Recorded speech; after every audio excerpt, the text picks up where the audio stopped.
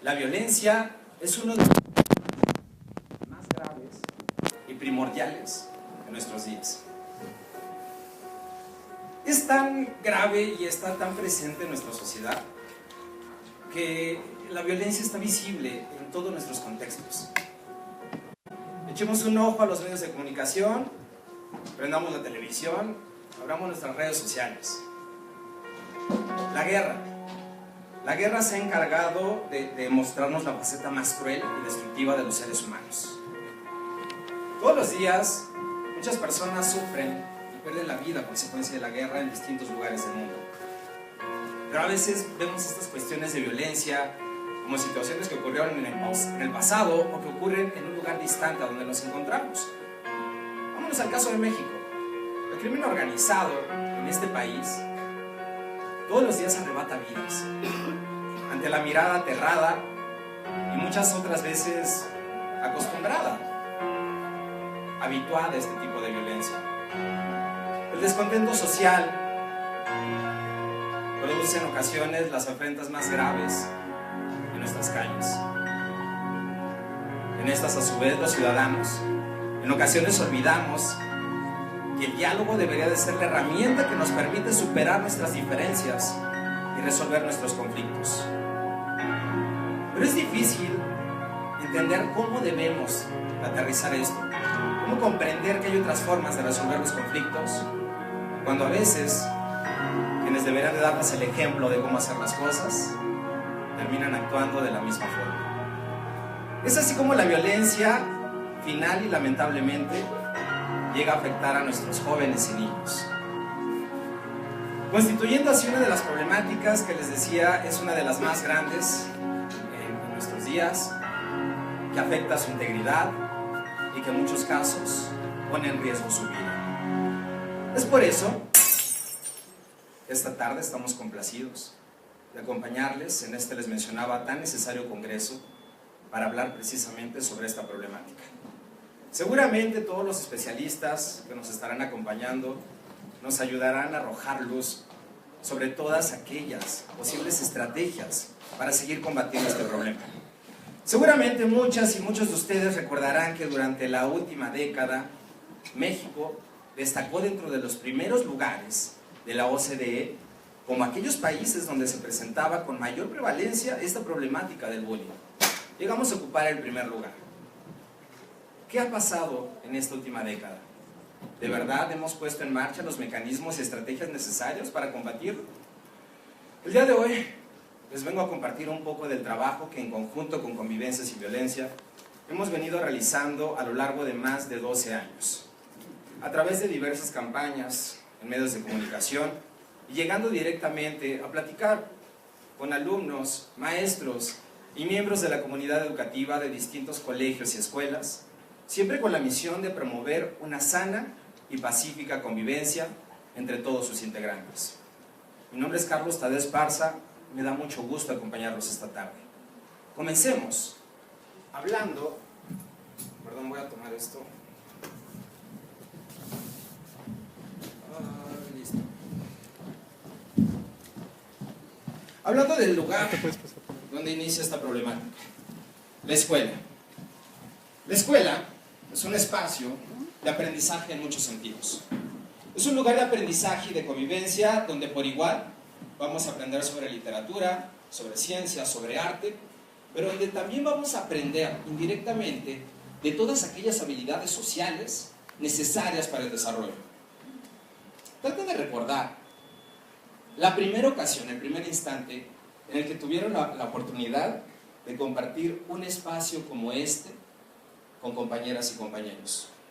Tal vez su memoria les alcance a los años del colegio, tal vez incluso al kinder, los que tengan muy buena memoria. ¿Ya encontraron ese momento? Desde ese punto hasta el día de hoy, intenten trazar una línea. Una línea tratando de recordar todos sus años de escuela, incluso años posteriores, donde hemos compartido eventos como este congreso, cursos, juntas de padres y madres de familia, de consejo, etc. Ahora traten de ubicar a lo largo de esa línea algún instante en el que una compañera o compañero, ojo, sin haberles hecho absolutamente nada, les caía mal. No lo soportaban. Les molestaba simplemente su presencia, incluso hasta un malestar estomacal les producía el verlo ahí presente. Honestamente, díganme por favor, ¿quién ha tenido una sensación como esta en alguna ocasión? Yo sí. Muchas gracias por su honestidad. Saben, es totalmente normal. Somos tantos los habitantes de este planeta que sería imposible encontrar una compatibilidad casi perfecta con nuestros gustos, preferencias e ideas. Y es que precisamente en un espacio como la escuela cohabitamos, coexistimos distintas formas de pensar, distintos gustos, distintas ideas, distintas historias. Pero en ocasiones estas diferencias nos desagradan, no nos gustan. Traten de ubicar qué era lo que rechazaban, lo que no les gustaba de esa persona. ¿Eran sus actitudes? ¿Eran sus ideas? ¿Era su apariencia? En ocasiones podríamos cuestionarnos simplemente: ¿por qué esta persona que no me ha hecho absolutamente nada me cae mal? Tal vez el problema realmente sea mío y esa persona no me hizo absolutamente nada. Y ahí podríamos reflexionar tal vez en qué es lo que está promoviendo ese rechazo por nuestra parte. Pero en otros casos, lamentablemente, ese rechazo se manifiesta en humillaciones, en juegos y bromas aparentemente, sometimiento y abuso de otros seres humanos. Lo malo es que en ocasiones esto pareciera, en muchos casos, en el caso de los más pequeños, de estudiantes de educación primaria y de secundaria, que es donde teníamos los problemas más grandes en cuanto a acoso escolar en México, esto pasa enmascarado como una broma, como un juego.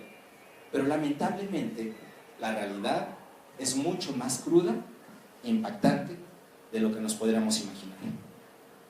El año 2018 inicia de una manera inesperada. Después de venir de un periodo de apoyo, de reconciliación, todo este tipo de emociones que nos había dejado el terremoto, los terremotos sucedidos en septiembre, donde todos finalmente aprendimos a ver al otro de una forma distinta, de apoyarnos sin importar nuestras diferencias. El año 2018 nos recibe con una noticia tremenda.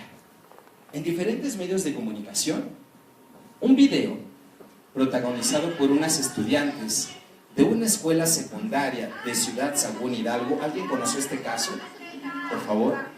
Ok, algunos de ustedes, para los que no, les cuento. Este video es protagonizado por unas compañeras del mismo salón de clases de la escuela secundaria número 55, Jesús Reyes Heroles, ubicada ahí en el estado de Hidalgo.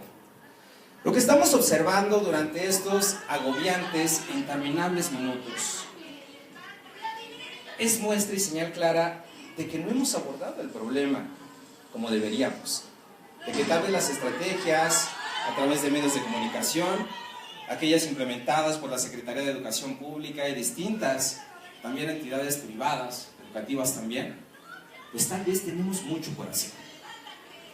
En esta situación, muchas son las características que generan indignación en cada una y uno de nosotros. El uso de la violencia. Un grupo de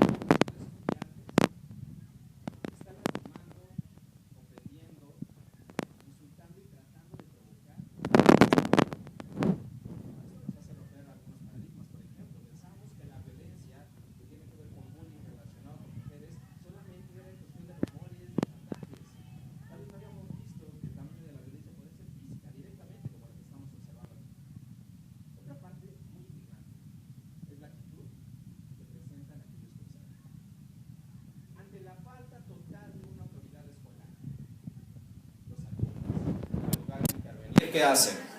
Pasan de largo, algunos están grabando, otros están comentando el video que se está tomando en este momento.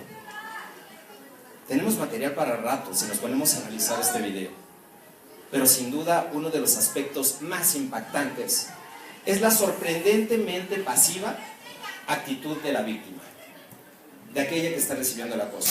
Vemos que la maltratan, vemos que la provocan, vemos que la insultan, pero en ningún momento está haciendo absolutamente nada. De hecho, pareciera restarle importancia.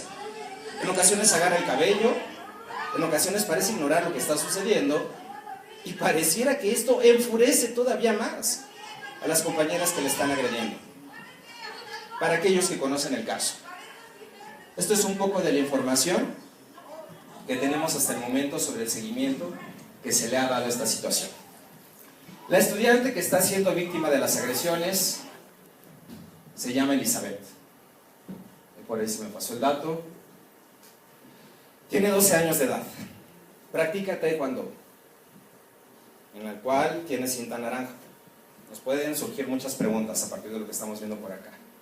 Lleva muy buenas calificaciones y lleva muy buena relación con sus maestras y maestros en el colegio. Razón por la cual ella asume que es la razón por la cual están atacando a sus compañeros. Aquí podemos ver muchas de las características que seguramente hemos visto como ejemplos en artículos enfocados precisamente a hablar sobre bullying. Aquella persona que es diferente, aquella destaca de entre los demás, aquella que podrá generar alguna especie de envidia entre sus compañeros. Aquellos que tal vez no lo están haciendo tan bien como ella. Pero ¿qué pasa? Me dicen ahí que es estudiante o que está tomando clases de taekwondo y que es buena en lo que hace. Cuando le preguntaron posteriormente a la difusión de este video, porque todos los medios de comunicación se volcaron enteramente sobre esta situación, le preguntaron, oye, pero tú sabes taekwondo, ¿por qué no te defendiste? Ella respondió que precisamente en este arte que está aprendiendo, le dicen que no debe de usar la violencia en contra de otras personas para causarles daño. Sin importar que en este caso probablemente estuviera en riesgo su vida. Aquí vemos muchas de las características que nos podrían poner este caso como uno de libro cuando hablamos de acoso escolar. Y aquí es donde les digo que lejos de ser una broma, lejos de ser un juego, esta es una verdadera pesadilla. Una pesadilla que lamentablemente sigue estando ahí dentro de nuestros planteles escolares. Y para empezar este congreso me gustaría que empezáramos abordando como tal algunas características que nos ayudan a reconocer esta problemática. Y en el caso de convivencia sin violencia, compartirles un poco de nuestra experiencia y de la forma en la que todos los días tratamos de hacer frente también a este problema. Comencemos observando a detalle la imagen que está aquí al frente. ¿Qué me dirían?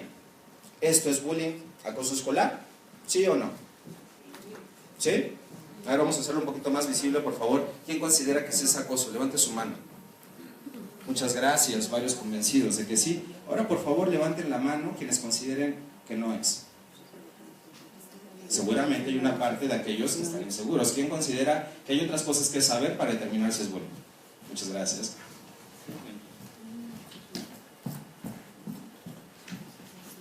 De aquellos que levantaron la mano en el último bloque que dicen, no, Carlos, es que hay cosas más allá que tendríamos que conocer para determinar que esto es bullying. ¿Quién me quiere comentar alguna, por favor? Rapidísimo, una característica, por favor. Si el acto de molestar al chico que está delante es algo que ya es repetitivo. Ok, que esto no solamente se esté presentando en esta ocasión, sino que ya haya ocurrido y siga ocurriendo a lo largo del tiempo. Gracias. Produciendo una imagen, no sé si la intención es molestar al de adelante o tratar de encestar en un bote de basura esa... Por supuesto, muchas gracias. Dicen, tal vez están echando relajo. ¿Qué tal que no lo quiere molestar? Solo quiere tirar una boleta de papel adelante del salón. ¿Alguien más, por favor? ¿Con eso está suficiente, por favor? A mí me parece que la cara de que está jugando, bromeando o bulleando tiene una expresión corporal o una expresión facial. Ok. Habría mucho más que conocer. Como nos dicen, la imagen no nos permite reconocer cuál es la intención, qué es lo que siente, qué es lo que está expresando esta persona. Totalmente de acuerdo.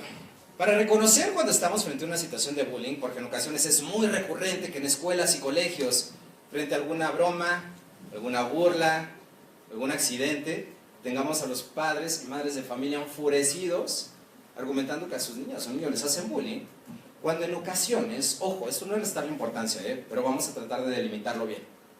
Muchos de los conflictos y problemas que surgen en ocasiones en una convivencia como la que se presenta en la escuela son totalmente normales.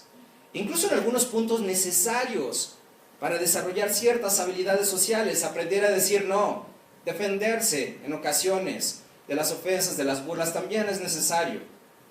Pero cuando hablamos de bullying, hablamos de un tipo de violencia, porque ojo, cuando hablamos de violencia en la escuela, no solamente hablamos de bullying. En la escuela convergen distintos tipos de violencia generados por la violencia que veníamos planteando al inicio, se da en el entorno. Hay violencia institucional, en ocasiones violencia de los maestros hacia los alumnos, violencia del entorno hacia la escuela, violencia a veces de alumnos hacia maestros, y en este caso, la violencia que representa el bullying es una violencia entre pares, entre asistentes, casi la mayoría de las veces del mismo plantel educativo, incluso del mismo salón de clases. Aquí podemos encontrar 3 roles que forman parte de un triángulo de violencia que ustedes seguramente conocen bien si ya han abordado esta problemática desde hace tiempo atrás, que me imagino es así. Sin embargo, vamos a ver un poco al respecto. En el caso del estudiante acosador, ojo, acá en Convivencia sin Violencia preferimos no seguir manejando esos conceptos de víctima, de bully o de testigo nada más, sino reconocer lo primero y más importante. Son estudiantes, son jóvenes, son niños. No vamos a tratar de satanizar o etiquetar a alguien simplemente por lo que vamos a observar, ¿de acuerdo? Ok. En este caso, el acosador es aquel compañero que en solitario o en conjunto con otros somete, maltrata o utiliza a otros con tal de tener una ganancia. Aquí les pregunto, ¿qué es lo que estará buscando el bullying? Algunos ejemplos, por favor. Popularidad, gracias. ¿Qué más? Atención, muchas gracias. ¿Algo más? ¿Cómo, perdón? Seguridad. Control. Ok. Muchas de estas características finalmente son aquello que motiva las actitudes y conductas del estudiante o compañero acosador. Está en búsqueda precisamente de un reconocimiento social. Está buscando atención. Es sencillo tratar de imaginar qué es lo que está viviendo este estudiante en su casa. Tal vez problemas familiares, tal vez falta de atención. En ocasiones nos encontramos con que realmente cuando se habla con las familias, pues dicen, no, pues yo sí tengo atención de mis papás, de hecho siempre están presentes, pero a mí me divierte hacer eso. Y ojo, ¿qué tiene que haber vivido una persona para que en algún momento el sufrimiento de otro le genere diversión? Si es algo que tal vez tiene que ver con el entorno, sí tiene que ver con la familia, pero donde en ocasiones, y lo vamos a ver un poquito más adelante, el ejemplo de las dinámicas familiares y del entorno son lo que termina generando ese aprendizaje, de que el dolor del otro, el buscar atención, sin generar empatía por los demás, pues me termina divirtiendo. Necesita, como lo decían, demostrar control, fortaleza. Tal vez en su casa él no tenga la posibilidad de ganar, él no tenga la posibilidad finalmente de demostrar que puede hacer las cosas. Y aquí, abusando de aquel que no se defiende por alguna razón, ya sea como Elizabeth, porque su disciplina le dice que no lo haga, por sus valores, o por alguna desventaja física, psicológica o social, que es algo que vemos también presente en esta dinámica. Tiene una actitud violenta que le es difícil evitar, dado que se ha acostumbrado a que la violencia es la mejor forma de resolver las cosas, o finalmente lo utiliza como una dinámica incluso para socializar. Tiene poca empatía por la víctima y por supuesto por la mayoría de sus compañeros en una situación como esta. Siguiente, el estudiante acosado. Aquí cabe hacernos una pregunta. Siempre que vemos el caso de Elizabeth, muchos otros casos donde tal vez el estudiante no tiene las habilidades físicas como para defenderse, como veíamos en ese video, nos preguntamos casi siempre ¿por qué no se defiende? Les pido nuevamente su participación, por favor. ¿Por qué no se defiende el estudiante acosado? Baja autoestima, gracias. Miedo. Creo que la mayoría pensamos precisamente en ello. Y es que en ocasiones hay una tremenda diferencia o una desventaja que hace que se abuse de este estudiante. Casi siempre estamos acostumbrados a ver como en la imagen de hace rato, el grandote fortachón, abusando del macho parrito, del más delgado, que no tiene tanta fuerza. Ojo, partimos desde imaginar que solamente es entre hombres. Ya vimos en el caso de Elizabeth que no es así.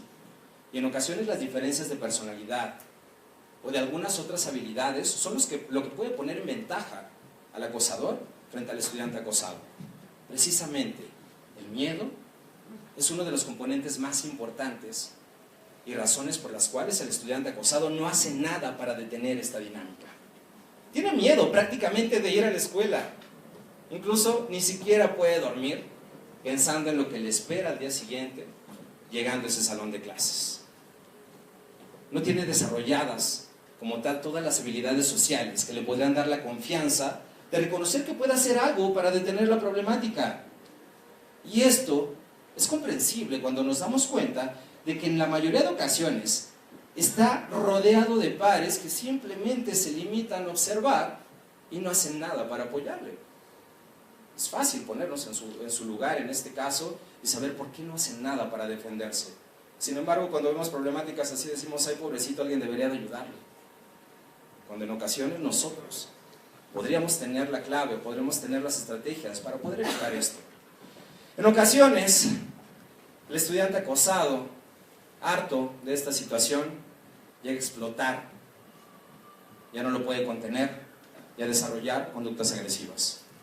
¿En cuántas ocasiones estos casos de tiroteos que hemos visto en Estados Unidos no han sido perpetrados por estudiantes que ya estaban hasta acá de que los maltrataran, de que los golpearan, de que los humillaran? Y que finalmente encontraron en la violencia una forma de parar el asunto. También llegan a desarrollar ideas suicidas, a veces las dos combinadas. Hubo un caso hace poco, donde el estudiante que fue y tiró en contra de sus compañeros terminó suicidándose. Esa era su forma de terminar con el problema. Aquí nos damos cuenta finalmente de la magnitud que puede tener esta modalidad de violencia y que ahí está presente y que por ello es necesario que no quitemos el dedo del renglón y seguir dándonos cuenta de hasta dónde pueden llegar estas consecuencias. Finalmente tenemos al estudiante que atestigua toda esta dinámica. ¿Saben? Es interesante y seguro todos ustedes lo saben, es el grupo mayoritario. Si este fuera un salón de clases y tuviéramos 3 involucrados en acoso, uno al que agreden y otros 2 que son agresores, ¿cuántos somos testigos? Una tremenda mayoría. Y en ocasiones esa tremenda mayoría termina sometiéndose a las actitudes y conductas del que acosa. El testigo, además de ser el grupo más numeroso, tiene 3 formas de actuar. Número 1, unirse a las filas de aquellos que están agrediendo, que están acosando. ¿Por qué? Tal vez el miedo resalte, como una forma de protegerse. Se unen a ellos aunque no estén de acuerdo con sus ideas, porque tal vez ojos son los más populares, porque tal vez así aseguran que a ellos no les pase nada, como al estudiante acosado, o simplemente consideran que la víctima tiene la culpa y ¿por qué no? También me desagrada, me cae mal, pues entonces yo también le entro. En otro caso, los cómplices pueden ser simplemente indiferentes entonces. Ojo, la indiferencia, adelante, es una de las problemáticas más graves en nuestra sociedad. ¿Qué tan fácil nos resulta ponernos en los zapatos de otra persona? ¿Qué tan fácil nos resulta imaginarnos cuál es la situación de la gente que está muriendo en Siria? ¿Qué tan fácil nos resulta ponernos en los zapatos de los 3 estudiantes que recientemente desaparecieron? De los 43 y de sus familias. A veces puede ser muy complicado. A veces suponemos que por no afectarnos directamente, una problemática de injusticia o violencia no es nuestro problema. Pero en ocasiones, dentro de esos numerosos grupos, surge una persona que actúa de acuerdo a sus valores, que reconoce las injusticias y no está dispuesto a tolerarlas, pero que no actúa impulsivamente tratando de combatir la violencia con más violencia, sino que se detiene, respira y busca la forma de tratar de intervenir, platicándolo a maestros, madres y padres de familia, poniéndose de acuerdo con otros compañeros para no poner la atención, para no reírse de las acciones del acosador, finalmente para no darle aquello que está buscando. Ojo, además de todas estas características que acabamos de observar en el triángulo que constituye los roles de los que participan en el acoso escolar, hay que tomar en cuenta algo muy importante. Todos y cada uno de estos protagonistas tienen carencias. Carencias en cuanto a habilidades sociales, carencias en tanto autoestima, carencias en la atención que están recibiendo tal vez por parte de sus padres, que no les han enseñado la importancia de ser empático con los demás y de ponerte en el lugar del otro. Tal vez de reconocer que tienes la capacidad de tomar decisiones en tu beneficio y también de otros. Así que aquí, en lugar de etiquetar, de satanizar al acosador, nosotros nos hemos preocupado por tratar de prevenir e intervenir de una manera propositiva. Porque si no, las consecuencias terminan afectándonos a todos. Además de las consecuencias directas De las consecuencias que terminan mandando a niñas y niños al hospital por supuestos accidentes, que para nada lo son cosas que se pudieron haber prevenido, pues tenemos muchísimas consecuencias que terminan afectando la salud mental y emocional de los niños. Ya lo veremos en las ponencias que van a venir más adelante, donde especialistas nos van a hablar precisamente de estas consecuencias. Estos son algunas de las que podemos apreciar a primera vista. Estos son datos de 2017. Encontramos, si bien lo sabíamos, que en las escuelas que tienen una prevalencia mayor al 10% en casos de acoso escolar, las calificaciones tienden a bajar tremendamente. 14% de los estudiantes que sufren acoso escolar no están satisfechos con su vida. Y por ello, seguramente ya se lo imaginan, ahí viene otra de las consecuencias más grandes. El suicidio se ha convertido en la quinta causa de muerte entre jóvenes, y más de la mitad de los suicidios de niños de 10 a 13 años de edad son consecuencia del acoso escolar. Y nos damos cuenta de que las mayores consecuencias no solamente están allá en Estados Unidos relacionados con los tiroteos o en otras partes del mundo donde se han dedicado a abordar constantemente este problema. Lo tenemos aquí presente. Y definitivamente tenemos que hacer algo. Tenemos que hacer algo para tratar de evitar que esto siga cobrando víctimas. Y que finalmente sigamos teniendo estos números cada vez en mayor incremento. Entonces, ¿qué hacer? Para plantearnos qué hacer, podríamos abordar distintas estrategias, desde campañas a través de medios de comunicación, implementación de reglas, de atención, tal vez a los involucrados en cuestiones de acoso escolar. Les cuento que en el caso de Elizabeth, a las involucradas, a las agresoras en este caso, se les cambió de plantel escolar. Yo les pregunto, ¿ustedes consideran que eso es suficiente? Definitivamente no. Posterior a que se hizo una llamada de atención, dado que simplemente las habían cambiado de plantel, se decidió que tanto la familia de las agresoras como Elizabeth iban a recibir atención psicológica. Vaya, ya es un comienzo. Pero creo que es necesario que antes de seguir con las mismas reglas punitivas, la mayoría de ellas, pues es necesario abordar una perspectiva propositiva, como lo decía hace rato. Aquí les proponemos 4 puntos esenciales a trabajar y desarrollar en materia de intervención y primordialmente de prevención para estas situaciones de acoso escolar. Se trata de trabajar con la autoestima, con los valores, la elección de amistades y conceptos de liderazgo. Vamos a ver. Autoestima, la capacidad de conocerme, de valorarme, de aceptarme tal y como soy. Tratemos de transmitir a niños y jóvenes la importancia no solamente de decir, ay, qué genial soy increíble, no hay nadie como yo, sino, como lo dice acá, de conocerme, de tratar de reconocer cuáles son mis habilidades, cuáles son mis áreas de oportunidad, para qué cosas tal vez no soy lo suficientemente bueno, pero sí lo puedo ser si me esfuerzo, si trabajo, si me apoyo con las personas que pueden estar ahí para decirme cuál es el camino o cómo hacer las cosas. Cuando trabajamos con el autoestima, podemos trabajar entonces también transmitiendo cosas positivas a los demás. Una niña, un niño, un joven que tiene una autoestima saludable es capaz de transmitir esa energía positiva a los demás. Pero ¿qué pasa en un caso contrario? Cuando la autoestima tal vez desde casa y pues también en el colegio, en el entorno en el que convive, no se trabaja adecuadamente. Pues lamentablemente, en situaciones como lo que estamos revisando por acá, pues es una persona, una niña, un niño, un joven vulnerable tremendamente a las críticas, a las agresiones, y que en ocasiones al verse al espejo no acepta lo que es. Cuando una persona no tiene la seguridad necesaria, cuando una persona no tiene el reconocimiento de sí mismo y la aceptación para poder tomar decisiones, por ejemplo, pues no va a transmitir energía positiva a los demás. Lamentablemente lo que va a transmitir es todo lo contrario. Recuerde que cuando hablábamos del acosador, tal vez muchas de estas situaciones podían estar detrás. Transmitamos a niños, jóvenes, que nadie les diga jamás que no son suficientemente buenos para hacer las cosas. Por el contrario, enseñémosles a amarse, a aceptarse tal y como son y reconocer que todos los días podemos ser mejores cuando nos esforzamos y cuando confiamos en nuestras propias habilidades y cuando nos acercamos a la gente que nos puede ayudar. Cuando tenemos una autoestima saludable, podemos también compartir nuestros valores. Aquellos que tal vez venimos aprendiendo desde casa, desde nuestra familia, desde que somos muy niños.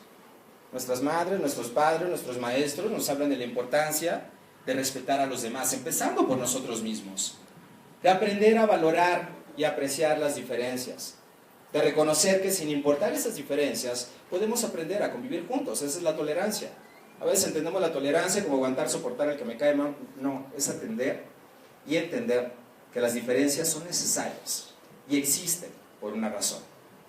Actuar de acuerdo a nuestros valores o educar en valores significa involucrar la razón, la voluntad y los sentimientos en cada una de nuestras decisiones. En este caso, cuando hablamos de valores, hablamos también de algo muy importante para tratar de intervenir en la problemática del acoso: la empatía. La empatía, entendida como la capacidad de ver con los ojos de otro, de escuchar con los oídos de otro y también de sentir con el corazón de otro. ¿Y quién es ese otro del que hablamos aquí? Pues cada una de todas las personas y formas de vida que habitamos este planeta. Observen este salón, todo el grupo que formamos parte de este primer día de ponencias en el Congreso. ¿Se imaginan cuántas diferencias existen entre nosotros? Ideas, gustos, características físicas, formas de pensar. Los invito a que piensen en lo siguiente. Imaginen que en este momento posponemos el Congreso y nos vamos a tomar una fecha indefinida para hacer un viaje alrededor del mundo y tratar de conocer todas estas diferencias. Para ello sería necesario visitar todos sus países y saludar tal vez de mano a cada uno de sus habitantes. ¿A cuántas personas tendrían que saludar en el planeta para conocerlas a todos? ¿Cuántos habitantes hay en este mundo? ¿Un número, por favor? Exactamente. 7.500 millones de personas. 7.500 millones de saludos y de historias. Para conocer a todas estas personas tendremos que hacer un viaje bastante largo, así que hay que prepararnos. ¿Cuántos países tendríamos que recorrer? ¿Cuántos países hay en el mundo? A ver, por favor. 195. Ok. ¿Cuántos conocemos? ¿En cuántos hemos estado? ¿De cuántos de esos países conocemos su historia? ¿Conocemos sus gentilicios? ¿Conocemos sus idiomas? Tal vez no muchos, ¿verdad? Ok. Para ir a todos esos países y comunicarnos con todas esas personas, pues también tendríamos que aprender algo de su lengua, ¿no? Para tratar de saludar, al menos decirle hola a esa persona. ¿Cuántas lenguas o idiomas tendríamos que aprender? ¿3, 4, 5?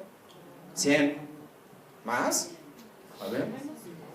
7,000 lenguas. ¿Cuántas hablamos aquí? ¿Qué dicen? 3, 4, 5, 6. Y el español todos los días aprendo algo nuevo. Ok. Son muchísimas. Oigan, algo muy importante también para tener tema de conversación con cada una de esas personas. Hablemos de su fe. ¿Sobre cuántas religiones tendríamos que estudiar para saber de qué conversar? ¿Cuántas religiones se practican en este planeta? ¿Alguna idea? 10, ¿no? ¿Más? 4,200. ¿Cuántas conocemos nosotros? Si les estoy planteando estos números es para darnos cuenta de que obviamente este viaje sería imposible, porque son tantas las diferencias que nos hacen únicos e irrepetibles a cada una y uno de nosotros en este planeta que no lo podríamos hacer. No tenemos vida ni tiempo suficientes, más no nos bastarían, yo creo que 100 vidas completas para conocer a todas estas personas y aprender sobre todas estas diferencias. Es por eso que en ocasiones, bueno, siempre realmente, la cultura, entendida como nuestra familia, entendida como nuestra comunidad, como la escuela, como los medios de comunicación, se encargan de darnos pequeñas muestras de toda esta información para que nos demos una idea de cómo funciona el mundo y todos aquellos lugares que no he visitado o cómo son aquellas personas a las que no he tenido el gusto de conocer. ¿Saben? Lo malo es que en ocasiones solamente nos quedamos con esa pequeña muestra de información y en ocasiones utilizamos esa información para tratar de generalizar o para influir en nuestra forma de ver a los demás. Hagamos un ejercicio rapidísimo, adelante por favor, donde les voy a pedir de toda su honestidad, por favor, les voy a mencionar algo. Traten de responderme lo primero que se les venga a la mente. Por favor, estimados amigos, digan una cosa. En México todos los policías son corruptos. Muchas gracias. Esta es la forma en la que funciona.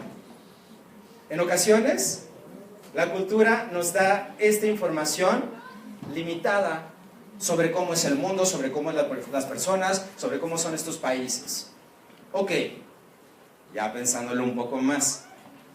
Díganme por favor, si en este momento saliéramos y dentro de todas las personas con las que conversamos nos encontramos muchos oficiales de policía, ¿ustedes creen que en verdad llegaríamos a la conclusión de que todos los policías son corruptos? Definitivamente no.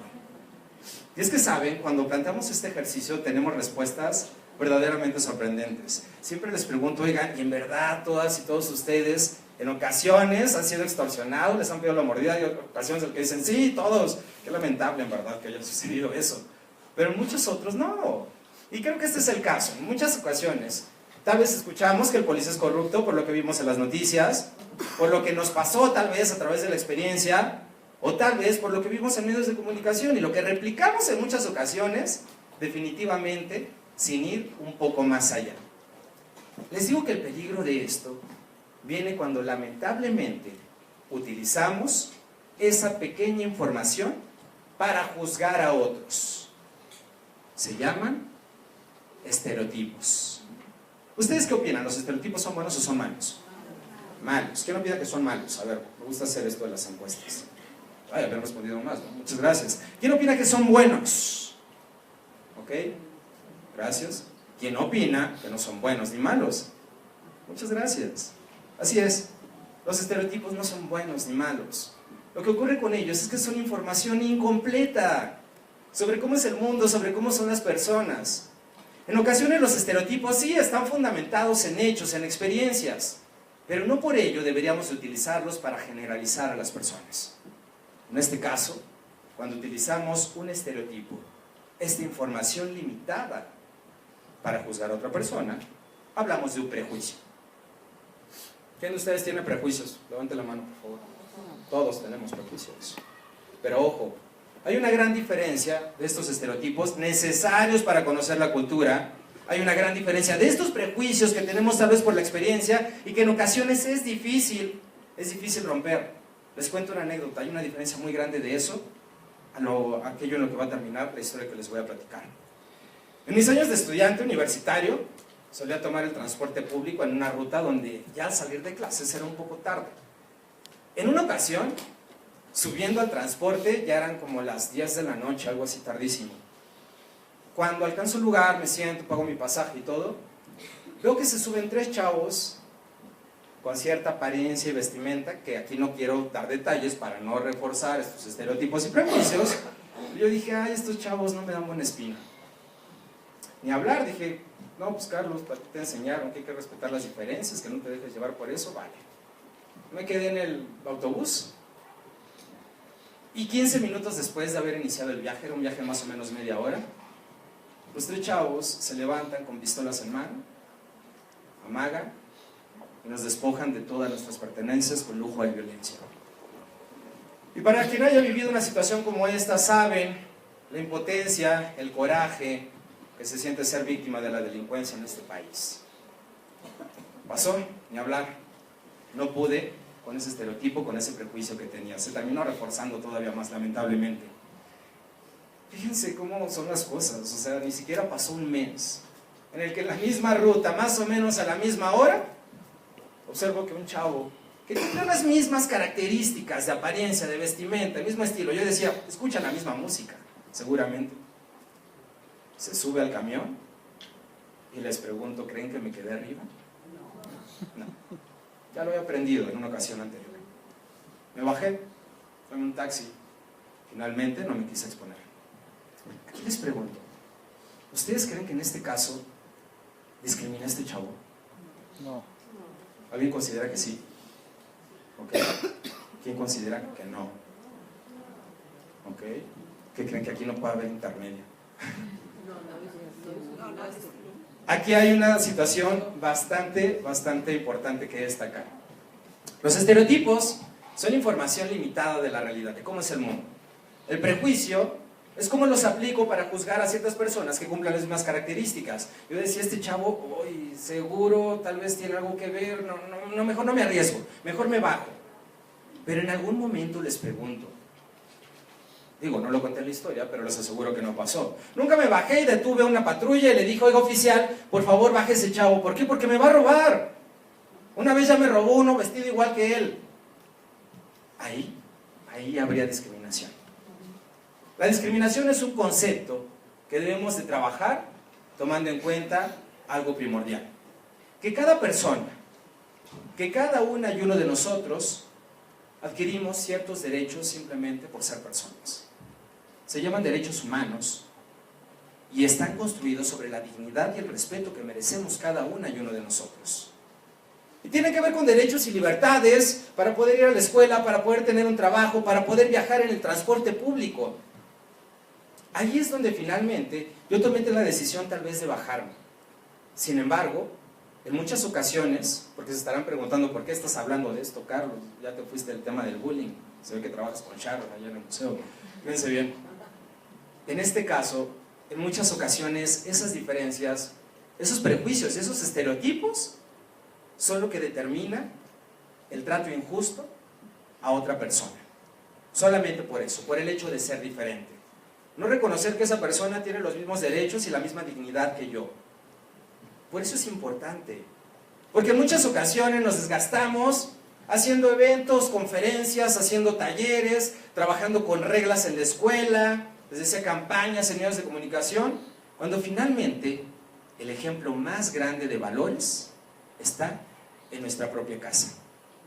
Seguramente muchas y muchos de ustedes recuerdan este spot publicitario. Fue parte de una campaña replicada, de una realizada en Estados Unidos, en Europa, y aquí se encargó de hacerla Canal 11.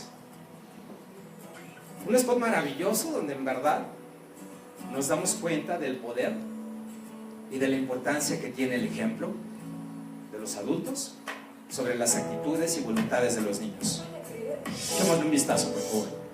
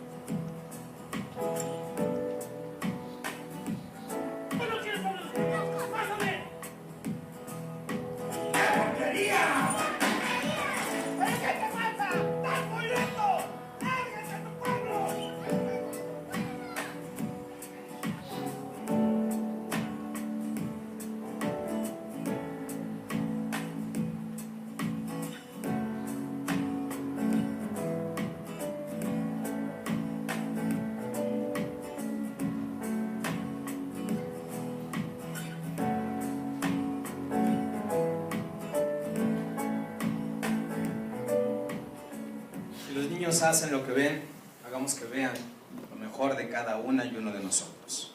Además de todo el trabajo, del esfuerzo que incansablemente hacemos, finalmente reconozcamos que de ahí parte el ejemplo, de ahí parte el aprendizaje y las enseñanzas que estamos dejando a niños y jóvenes para tratar finalmente de tomar parte, tratando de actuar propositivamente para enfrentar estos problemas. Los valores precisamente son parte de la fórmula que nos permite elegir amistades. ¿Ustedes habían pensado eso en alguna ocasión? A mí me gusta hablar mucho de amistades cuando hablamos de proyecto de vida con los jóvenes, de toma de decisiones, de cómo eliges a tu pareja, de cómo eliges qué vas a hacer cuando seas grande. También eliges a tus amistades. ¿Lo habían pensado así? A veces uno piensa que conoces a una persona en una fiesta, en una reunión, ves que tienen los mismos gustos y dices, podría ser mi amigo, ¿por qué no? Que los amigos llegan simplemente así, pero saben, los escogemos de una manera, pues sí, inconsciente, pero tomando en cuenta algunos aspectos tan importantes que ahorita vamos a ver acá, que en verdad tiene que ver mucho con nosotros. Piensen, por favor, en las 5 personas más cercanas, en sus 5 amigos más cercanos, aquellos que tal vez conocen desde el colegio, desde que eran súper chiquitos, a veces tienen amigos desde el kinder, y a los que afortunadamente siempre han podido recurrir. Piensen en esa persona que tal vez le hablan a las 5 de la mañana y ahí está para ustedes, para escucharlo. Voy a decir, no, cállate, que es bien temprano, estoy durmiendo. Piensen en esas personas de las que se rodean, porque ustedes las quieren tener al lado. Ojo, no siempre, tal vez, sean personas que influyen en nosotros de manera positiva. Esto se lo planteamos siempre a los chavos y les decimos, ¿quiénes son tus personas más cercanas? Tal vez no me digas tus mejores amigos, pero aquellos que tú quieres que estén ahí presentes. Los amigos se eligen a través de esta fórmula: valores y rasgos. Los valores, ya lo vimos, son aquellas actitudes, aquellas conductas que aprendemos a lo largo de nuestra vida, que nos permiten pensar en el otro, ser empático, reconocer que las diferencias no deberían de ser ningún problema, que nos permiten ser altruistas, en fin. Los rasgos son nuestros gustos. Y se tiene que dar esta fórmula para que verdaderamente una persona sea relevante en nuestra vida como una amiga o un amigo con el que podamos contar, con un amigo de verdad, decimos en ocasiones. ¿Qué quiere decir esto? Que tal vez en ocasiones, aunque parezca que los intereses son lo más importante, siempre deben de ir apoyados con los valores. Tal vez, mi compañerito en la escuela, me doy cuenta que tiene los mismos gustos. Le gustan las mismas películas, aunque la película tal vez sea Avengers, que le gusta a todo el mundo ahorita. Digo, no, pues sí, tenemos los mismos gustos, podemos ser amigos. Es muy difícil que a pesar de que tengamos los mismos gustos, esa persona pueda ser mi amigo si cuando yo fui en mi casa, educado, aprendiendo sobre la compasión, sobre la justicia y el respeto a los demás, va a ser muy difícil que tal vez me termine siendo amigo del bully del salón. ¿Se entiende un poquito? Ahí es donde tiene que entrar en juego esto. La combinación de rasgos y valores. Pero ojo, en los niños, en los chavos, en los adolescentes, esto no funciona de la misma forma. ¿Por qué? Porque ellos están en una etapa de búsqueda de identidad, de pertenecer a grupos sociales. Y entonces hay variables, como el pertenecer a un grupo reconocido, popular, donde el estatus social y donde la presión de los pares no va a permitir que la fórmula funcione.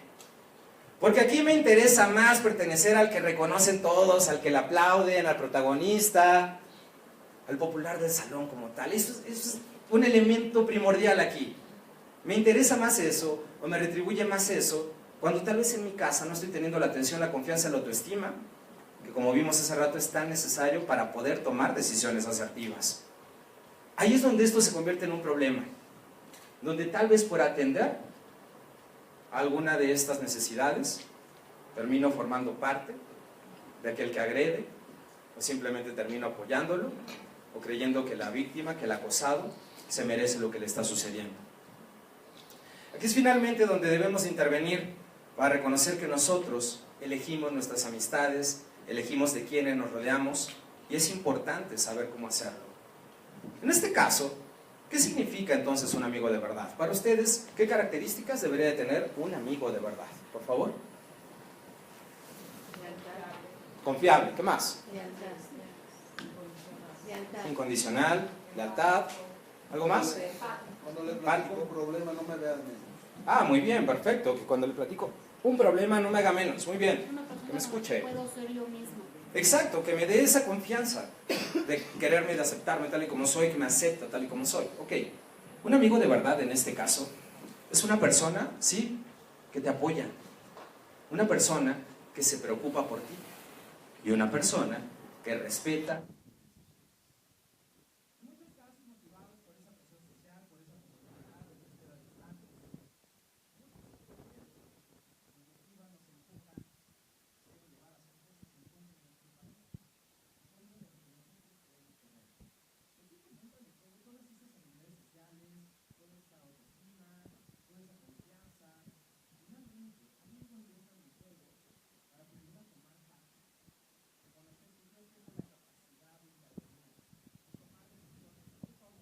También de otros, y por supuesto también de mis amigos, de aquellas personas que aprecio más.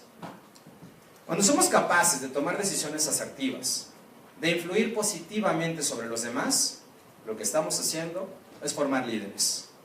Un líder es una persona que guía, un líder es una persona que guía con el ejemplo, un líder es una persona que guía con el ejemplo, y el ejemplo es compromiso con sus valores, compromiso con los demás.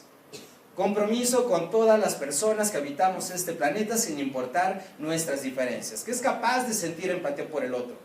Un líder no es solamente alguien que manda, alguien que tiene poder, sino alguien que genera confianza en los demás, que genera admiración.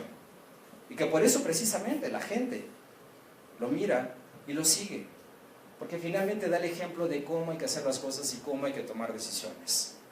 Y en este caso, cuando hablamos de líderes, podríamos imaginarnos a lo largo de la historia muchas figuras: Martin Luther King, Mandela, Gandhi, personajes que tal vez hoy en día resaltan por sus actitudes, por sus acciones, por la forma en ocasiones que han superado tragedias, situaciones difíciles, como en el caso de Malala, personas que hablan, que son la voz de muchas otras. ¿Alguien conoce a este personaje, por cierto? Es un chico que en los últimos años ha venido cobrando se viene hablando mucho de él en los medios de comunicación. Su nombre es Julián Ríos. Es un chico mexicano, originario de Monterrey. ¿Alguien sí lo ubica? ¿No? Ok, les platico y los invito a que investiguen más sobre él. Ríos. Julián Ríos es un chico que en el año 2011 sufrió la terrible noticia de que su mamá fue diagnosticada con cáncer de mama. La vida de Julián cambió en muchos sentidos. Su familia se tuvo que volcar a darle atención a su mamá porque es necesario. Pero él, en lugar de sentirse triste, de deprimirse y demás, desde muy joven pensó que tenía que hacer algo. Pensó que podía hacer algo para que la vida de otras personas no se viera afectada como lo había pasado con lo de su mamá. El problema con su mamá ya estaba y tenían que trabajar con él. A sus 17 años, Julián desarrolló una tecnología para crear un brasier que a través de variaciones de temperatura nos puede ayudar a hacer un pronóstico temprano de cáncer de mama. 17 años. No solamente los líderes que tenemos a través de la historia, los que ya conocemos completa su biografía, son aquellos que nos pueden influir positivamente. Hay muchas personas, héroes locales, a los que deberíamos darle foco y atención.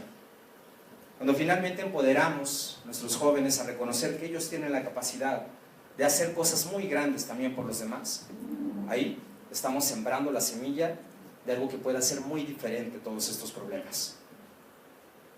En otros casos, debemos de convencerles de que este aparente líder realmente no lo es. De que aquel que usa la violencia, que usa el poder para dominar a otros o para obtener algo de ellos, finalmente no es un líder verdadero. El líder inspira confianza, el líder ayuda a otro, el líder inspira y transmite buena energía a los demás. Observemos lo siguiente. Son algunas características de las personas que contagian buena energía a los demás. En vez de juzgar a otras personas por su pasado, los apoyan y ayudan a construir su futuro. Escuchan con curiosidad, hablan con franqueza y actúan con integridad. Tratan a otros con amabilidad, no porque ellos sean amables, sino porque ellos lo son y sienten que así hacen lo correcto. No intentan verse más grandes empequeñeciendo a los demás. Estas personas recuerdan que todo el mundo tiene una historia que merece respeto. Así también no dicen a dónde hay que llegar, sino que muestran el camino para poder lograrlo.